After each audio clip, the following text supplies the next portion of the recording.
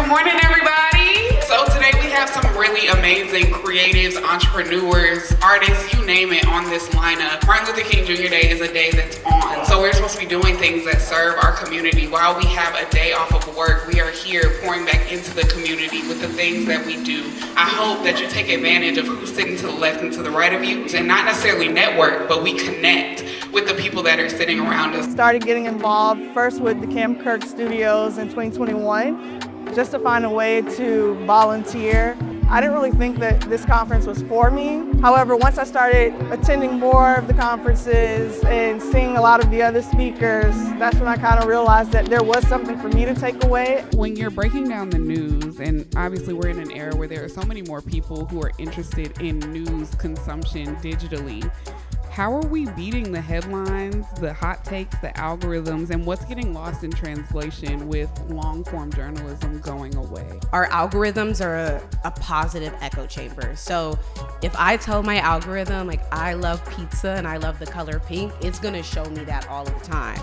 But if I show my phone for some reason that I hate the color blue and I hate hamburgers, it's when it shows me blue and shows me burgers, it's going to want to get an emotional reaction out of me. It's going to rage bait me, basically, right? I'm going to see all of the terrible comments.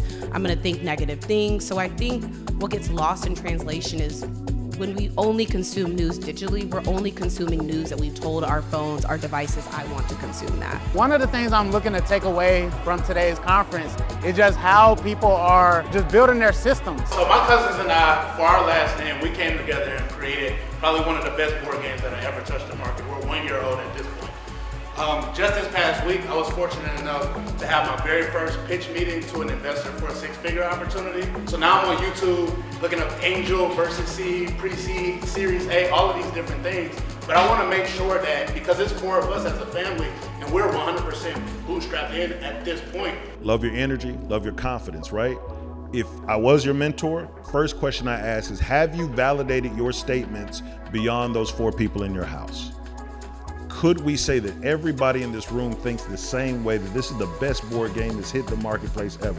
Have we done the customer discovery to get out of our own in love with our thing that we have created? If we can create value and communicate that value, you will always win. If you have truly created value. And my thing is, bro, I hate taking money.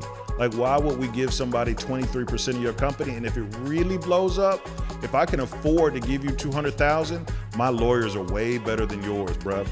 And guess what? If your company really scales and blows up, I'm already thinking at Signature how I can take over your company and grow it further and literally eliminate you from the equation. Obviously, this conference is dedicated in honor of Martin Luther King. And there's actually been a story out there that says the real reason why he became a threat to America was less about the civil rights speaking, but more about his new calling for financial independence and literacy of Black individuals.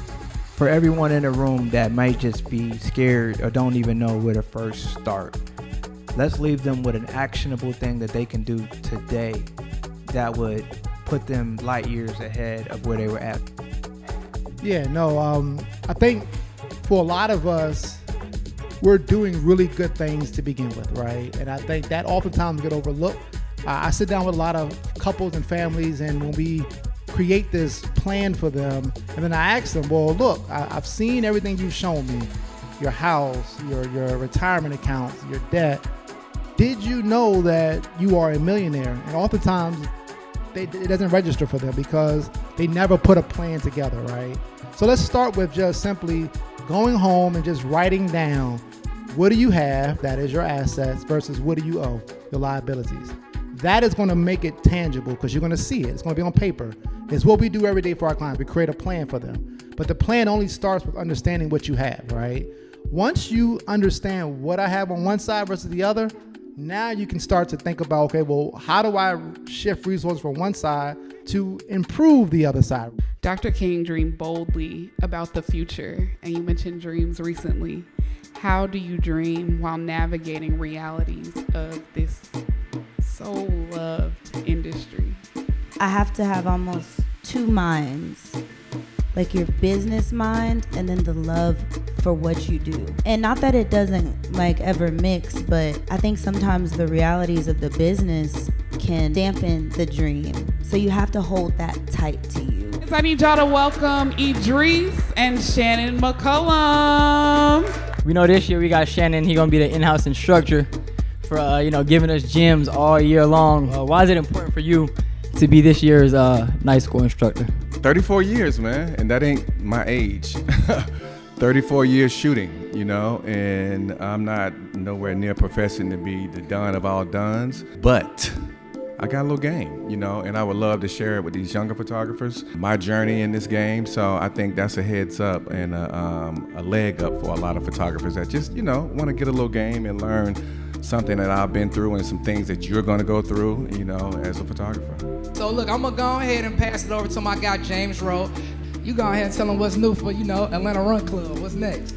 Yeah, so exciting announcement. To give some context about ARC, I feel like for me, brand and creativity and really intersecting those two spaces between that and fitness has always been a huge passion of mine. So, when it comes to Atlanta Run Club, we've always been extremely intentional in just like curating every moment, every event, every experience. And that just goes beyond the run, right? I got to connecting with Keenan, with Marley, with Cam in the past couple of years, found this like mutual path and this desire for us to elevate our community and our city.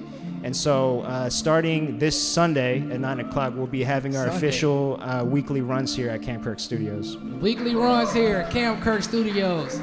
You were Tyler Perry's stylist before becoming the talent the world sees today. When did you realize you weren't just around greatness, you were being prepared for it? A very young age. God has put me in proximity of people where I couldn't help but realize that I was destined for greatness, and I was one of those people, I was always a sponge soaking up any information and knowledge that I could from those people, and also knowing that my time was coming, because God, you're not putting me around all these people, you're not exposing me to all this to not give me this life as well. So we're gonna do a standing ovation for the legend and icon, Don C. Thank you. Give it up for Cam for putting this together. I go to private school, which is mainly white, and I know you mentioned that you were partly Japanese and your dad was Japanese. How do you stay true to yourself, even though you're a bit different, I guess? Man, that's what make you yourself. You go to school with other kids that you might be different, embrace your difference and learn from what they bring to the table. Use the thing that you might think is negative as your advantage. Yeah. So keep it and stay true to yourself, because who you are is what makes you special.